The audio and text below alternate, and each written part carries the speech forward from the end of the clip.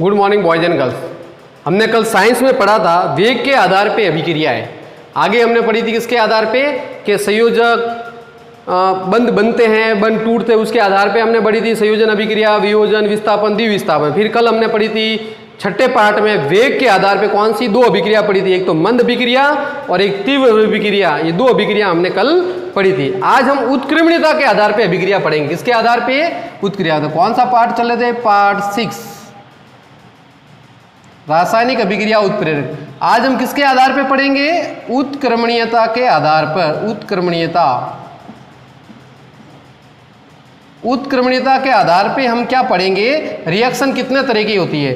उत्क्रमणीयता के आधार पर रिएक्शन होती है दो प्रकार की। कितने प्रकार की होती है? दो प्रकार की रिएक्शन होती है। उत्क्रमणीयता का मतलब है कि अभिक्रिया किस दिशा में चलेगी। उत्क्रमणीय मतलब अभिकारक से उत्पाद बनता है या अभिकारक से उत्पाद बनने के बाद वापस उत्पाद से अभिकारक बनता है कि नहीं बनता। एक बार तो अभिकारक से उत्पाद बन गया और उत्पाद से वापस अभिकारक बनता है कि नहीं, उसे हम कहते हैं उत्क्रमणीयता के आधार पे। यानी दोनों दिशाओं में अभिक्रिया चलती कि नहीं चलती है। तो उत्क्रमणीयता के आधार पे अभिक्रिया कितने प्रकार की होती है? दो तरह की। कौन कौन सी? एक तो होती है उत्क्रमणीय अभिक्रिया और एक होती है अनुत्क्रमणीय अभिक्रिया। एक तो कौन सी होती है? उत्क्रमणीय अभिक्रिया और एक होती है अनुत्क्रमणीय अभिक्रिया। तो दो तरह की अभिक्रिया होती है। उत्क्रमणीयता के आधार पर कितने तरह की? दो तरह की। कौन कौन सी? एक तो उत्क्रमणीय अभिक्रिया और एक कौन सी होती है? उत्क्रमणीय अनुत्क्रमणीय अभिक्रिया होती है। अब देखो उत्क्रमणीय अभिक्रिया का मतलब क्या है। उत्क्रमणीय अभिक्रिया का मतलब होता है ऐसी अभिक्रिया जो दोनों दिशाओं में चले। ऐसी अभिक्रिया जो दोनों दिशाओं में चले। अब दोनों दिशाओं का मतलब क्या है वो समझे। दोनों दिशाओं में चलती हो, दोनों दिशाओं में चलती है। दोनों दिशाओं में चलने का मतलब क्या है कि ये अभिक्रिया जो है इसमें अभिकारक से जो दो अभिकारक, जैसे रिएक्शन में अभिकारक होते हैं रिएक्टेंट, अभिकारक से उत्पाद बनते हैं। तो अभिकारक से क्या बनते हैं? उत्पाद बनते हैं। और थोड़े समय बाद अभिकारक से उत्पाद जैसे ही बना तो थोड़ी सी उत्पाद की मात्रा होने के बाद उत्पाद क्या करता है? वापिस प्रतिप दिशा में यानी वापिस से उत्पाद से क्या बन जाता है? अभिकारक बन जाता है। तो इसको क्या कहा हमने? उत्क्रमणीय अभिक्रिया। कौन सी अभिक्रिया? जो दोनों दिशाओं में चले। मतलब अभिकारक से उत्पाद भी बने और उत्पाद से वापस क्या बने? अभिकारक भी बने। आई बात समझ में? तो इसमें देखो ये निशान किस तरीके का होगा? तीर का निशान दोनों तरफ होगा। अभिकारक से उत्पाद की तरफ भी होगा और उत्पाद से अभिकारक की तरफ भी होगा। आई बात समझ में? तो उत्क्रमणीय अभिक्रिया का मतलब क्या हुआ कि ऐसी अभिक्रिया जिसमें अभिकारक से उत्पाद बने और उत्पाद से वापस क्या बने? अभिकारक। तो उस अभिक्रिया को हम क्या कहेंगे? उत्क्रमणीय अभिक्रिया करेंगे। ये दोनों दिशाओं में चलती है। अब आगे देखो, अब इसमें क्या होगा? इसमें अभिकारक से उत्पाद बन गया। जैसे ही उत्पाद की थोड़ी मात्रा बनती है तो उत्पाद वापस किस में आ जाता है? अभिकारक के अंदर। इसका मतलब इसमें अभिकारक की मात्रा शून्य नहीं होगी। अभिकारक से जैसे ही उत्पाद बनेगा, उत्पाद बनते ही वापस अभिकारक बनना शुरू हो जाएगा। इसका मतलब इसमें अभिकारक की जो सांद्रता होता है वो कभी भी शून्य नहीं होती। अभिकारक बनता रहता है, उत्पाद बनता है, अभिकारक बनता है, अभिकारक बनता है, उत्पाद बनता है। इसका मतलब इसमें क्या लिखेंगे कि अभिकारक की सांद्रता शून्य नहीं होती। शून्य का मतलब अभिकारक खत्म होने के बाद पूरा उत्पाद बन गया, अभिकारक कुछ नहीं बना, तो उसे हम कहते हैं अभिकारक की सांद्रता शून्य होगी। तो अभिकारक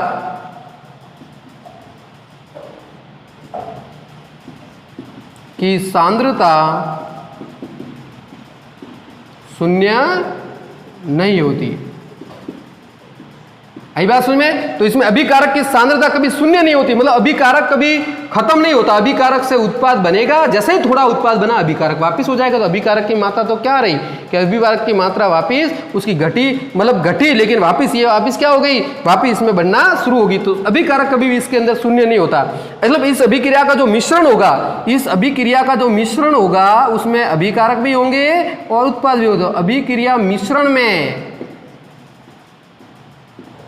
अभिक्रिया के मिश्रण में, मतलब ये अभिक्रिया जो होगी उसके मिश्रण में अभिकारक भी होगा और उत्पाद भी होगा। क्यों होगा? क्योंकि अभिकारक से उत्पाद बन रहा है, उत्पाद से वापिस अभिकारक, तो दोनों रिएक्टेंट और प्रोडक्ट दोनों उसके अंदर मौजूद होंगे जो एक दूसरे में कन्वर्ट होते रहेंगे। तो अभिक्रिया मिश्रण में अभिकारक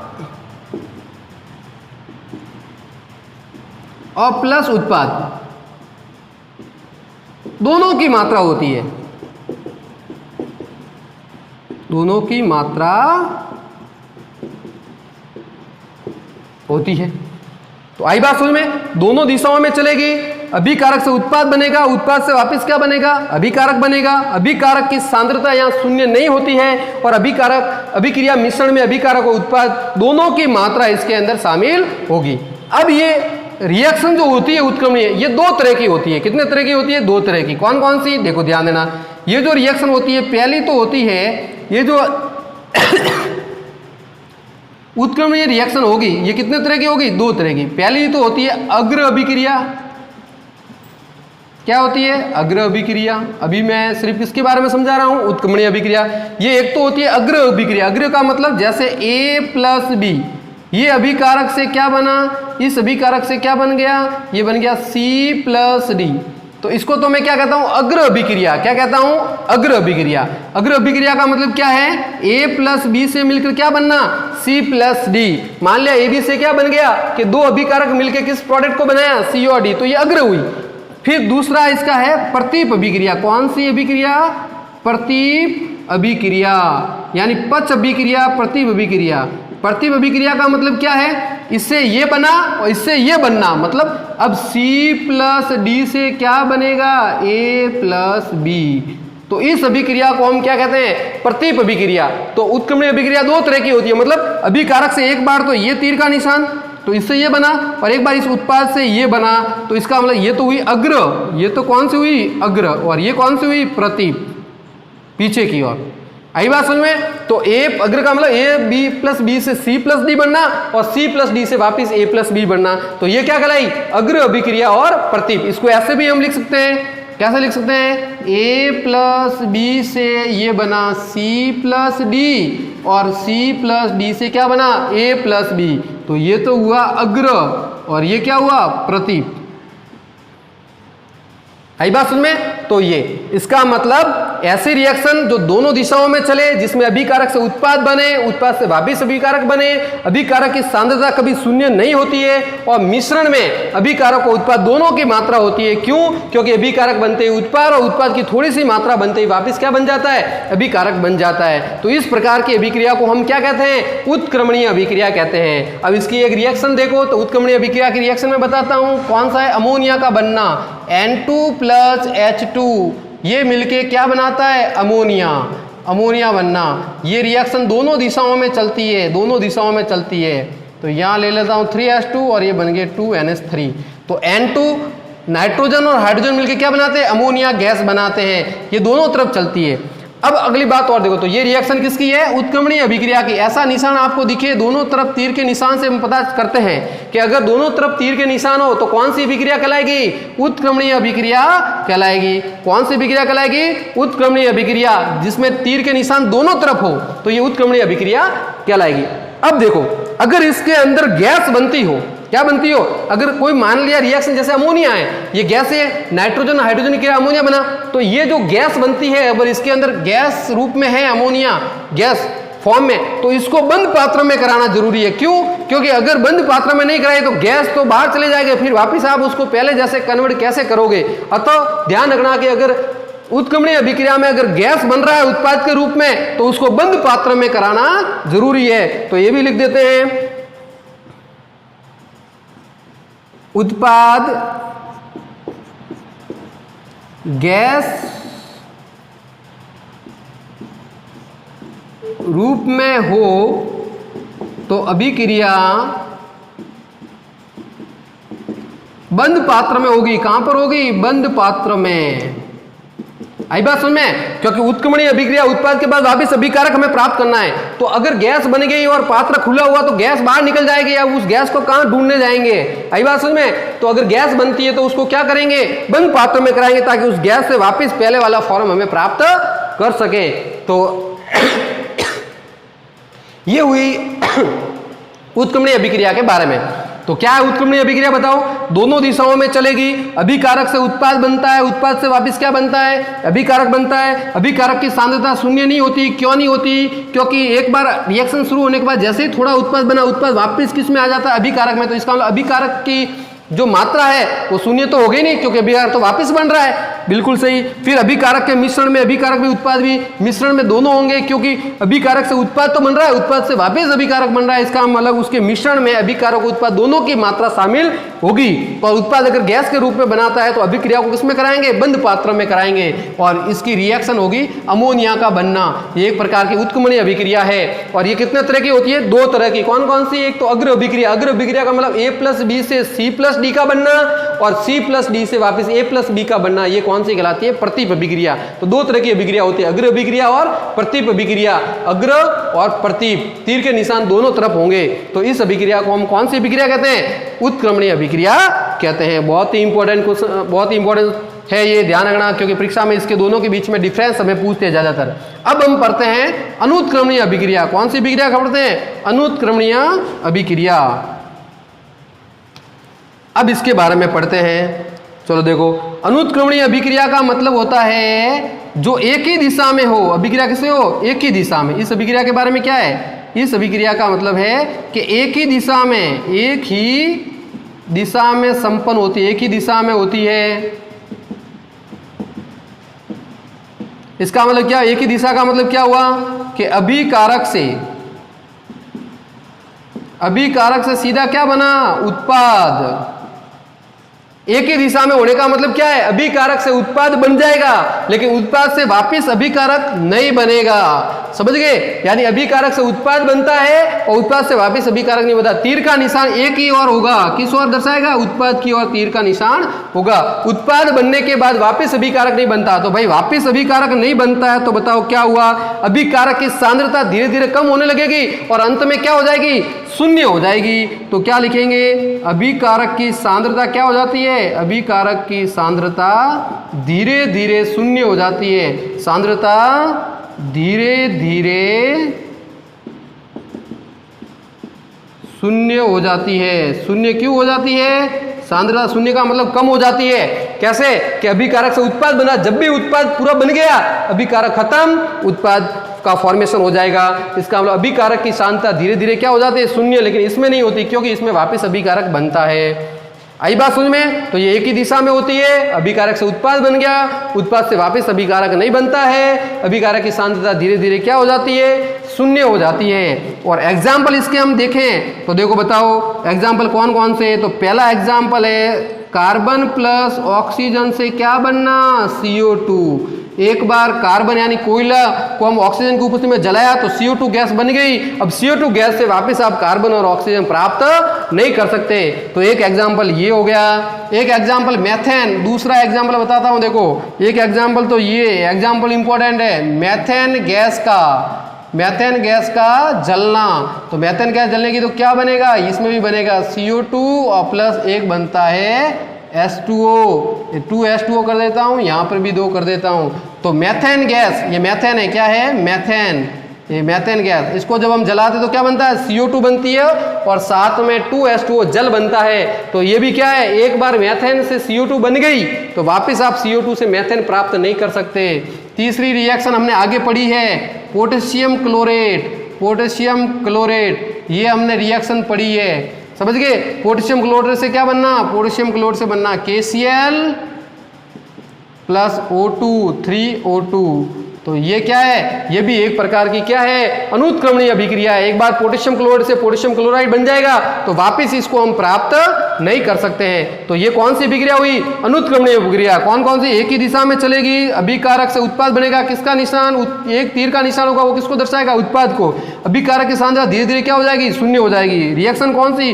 कार्बन से ऑक्सीजन की रिएक्शन CO2 का बनना, मेथेन से O2 से CO2 और H2O बनना, और पोटेशियम क्लोराइड से KCl और 3O2 का बनना। आई बात समझ में? तो ये अभिक्रिया हुई उत्क्रमणीय और अनुत्क्रमणीय अभिक्रिया हुई। अब इस दोनों में डिफरेंस हमें पूछे, अंतर पूछे इन दोनों के अंदर, तो अंतर किस तरीके से लिखेंगे? इसी से अंतर बनाने हैं, इसी से हमें क्या बनाने हैं? अंतर बनाने हैं। तो ये किस आधार पे थी? उत्क्रमणीयता के आधार पे दो तरह की रिएक्शन हमने पढ़ी, एक तो पढ़ी उत्क्रमणीय अभिक्रिया और एक पढ़ी अनुत्क्रमणीय अभिक्रिया। अब इन दोनों के बारे में हमें क्या पूछे, अंतर पूछते हैं। ज़्यादातर क्या पूछे कि उत्क्रमणीय और अनुत्क्रमणीय अंतर बताओ। तो देखो उत्क्रमणीय अभिक्रिया अनुत्क्रमणीय में क्या अंतर है।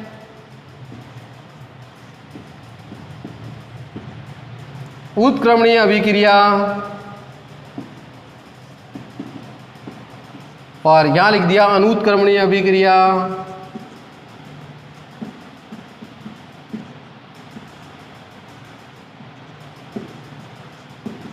बताओ पहली इसका अंतर क्या लिखूंगा, बताओ। ये रिएक्शन क्या होती है, अभिकारक से उत्पाद बनता है और उत्पाद से अभिकारक, और इसमें सिर्फ अभिकारक से उत्पाद बनता है। तो पहला क्या हो गया, अभिकारक से उत्पाद और उत्पाद से वापिस अभिकारक, इस तरीके से बता सकते हो। पहला अंतर हो गया अभिकारक से उत्पाद और उत्पाद से वापिस अभिकारक बन सकता है। और इसमें सिर्फ क्या लिखेंगे कि अभिकारक से सिर्फ किसका निर्माण होता है, अभिकारक से सीधा बनता है उत्पाद और उत्पाद से वापस अभिकारक नहीं बन सकता। तो ये हुआ पहला अंतर। दूसरा अंतर क्या लिखूंगा, ये दोनों दिशाओं में होती है। क्या लिखेंगे, दोनों दिशाओं में, ये दोनों दिशाओं में संपन्न होती है। मतलब किसमें, अग्र व पक्ष, अग्र व प्रतिप दिशा में, अग्र व प्रतिप दिशा, कौन सी दिशा, अग्र व प्रतिप दिशा, ये दोनों दिशाओं में संपन्न होती है। और ये क्या लिखेंगे, ये केवल एक ही दिशा में संपन्न होती है, एक ही दिशा में संपन्न होती है। आई बात सुन में, एक ही दिशा में होगी, यानी अग्र दिशा में हम इसको कह सकते हैं। बताओ इसमें तीसरा, इसमें क्या लिखेंगे, अभिकारक की सांद्रता शून्य नहीं होती, अभिकारक की सांद्रता शून्य नहीं होती है। और इसमें क्या लिखेंगे, अभिकारक की सांद्रता क्या हो जाती है, शून्य, धीरे धीरे अभिकारक की सांद्रता धीरे धीरे कैसी हो जाती है, धीरे धीरे शून्य हो जाती है। आई बात समझ में, इसमें अभिकारक की सांद्रता शून्य नहीं होती और इसमें अभिकारक की सांद्रता धीरे धीरे कैसी हो जाती है, शून्य, यानी कम हो जाती है। और चौथा पॉइंट हम लिखेंगे, अभिक्रिया मिश्रण में दोनों, और इसमें अभिक्रिया में एक बार अभिक्रिया संपन्न होने पर उत्पाद बन जाता है। तो ये इंपॉर्टेंट एग्जांपल इसका लिख दो, लास्ट वाला एग्जांपल लिख दो। अभिक्रिया दोनों दिशाओं में चलती है, ये दोनों दिशाओं में संपन्न होती है, अभिकारक की सांद्रता शून्य नहीं होती, अभिकारक से उत्पाद बनता है, ये केवल एक ही दिशा में संपन्न होती है, अभिकारक की सांद्रता धीरे शून्य। इसमें तीर का निशान दोनों तरफ ऐसे लिख सकते हैं, इसमें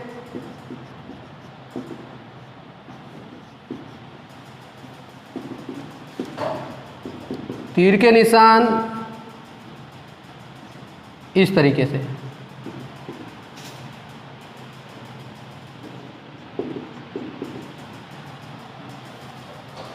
दोनों तरफ होते हैं। और इसमें क्या लिखेंगे, इसमें तीर का निशान एक ही तरफ, इसमें तीर का निशान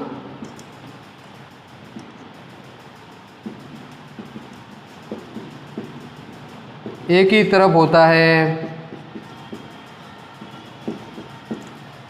इसमें तीर का निशान दोनों तरफ और उसमें तीर का निशान एक ही तरफ। एग्जाम्पल लिखने जाएंगे तो क्या लिखेंगे, N2 प्लस H2 से मिलके क्या बन गया, NH3, 2 हो गए यहाँ पर, और सॉरी 3 हो गए यहाँ पर और 2 हो गए यहाँ पर। ये एग्जाम्पल हो गया इसका, ये एग्जाम्पल लिख दिया है। इसका भी एक एग्जाम्पल लिख दो, C प्लस O2 से क्या बनना, CO2।